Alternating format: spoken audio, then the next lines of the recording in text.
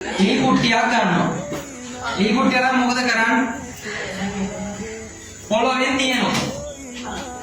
අර වගේම මොන තරහදියද? දුරු තරහදිය.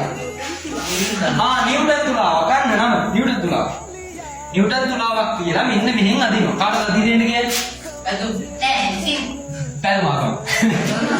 පැතුම් මෙන්න කියලා ඔන්න දැන් මේක අදින්න ගන්නවා.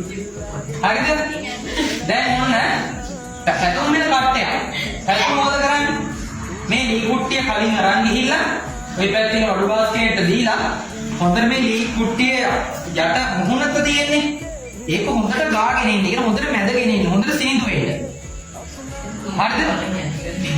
අය හොඳට සීඳු වෙන්න මැදද? බිම සාමාන්‍යයෙන් සීඳු. දැන් ඔන්න පැතුම් කිසි ගීමක් නැතුව අදිනවා මෙහෙම ඇදගෙන නිකන් යනවා නිකන් රෙහෙන වැට්ටා වගේ තනිය කිල්ලෙන් ඇදගෙන යනවා නේද වැට්ටා වගේ. හරිද? ඊට පස්සේ දැන් ඔන්න දැන් ඉන්නවා මේ නිකන් වැට්ටා වගේ ඉන්නවා අපි. ඊට පස්සේ අපි අකලංක කරන්නේ මොකද්ද? ඉදපම් ඔබට දෙන්නම් වැඩක් කියලා අරන් ඇවිල්ලා මෙන්න මේකේ යටි මේකේ යටි මොකක් මේව කරනවද? මේකේ යටි හලවනවා පහේ වෙලිකඩ දාසයක් අල්ලනවා. දැන් ඇදපම්පු කියලා. දැන් මොකද වෙන්නේ? පැතුම් මේලා අදින ඇගිලි නෑ ඕවා ඇදින්නේ නෑ. හරි? පැතුම්ට අදින්න බැරි වෙනවා. ඇයි එහෙම බැරි වුනේ? ස්පර්ශ පෘෂ්ඨේ කලින් තිබ්බේ සිනිඳු ඊට පස්සේ මොකක් වුණාද? පෘෂ්ඨේ රළු වුණා.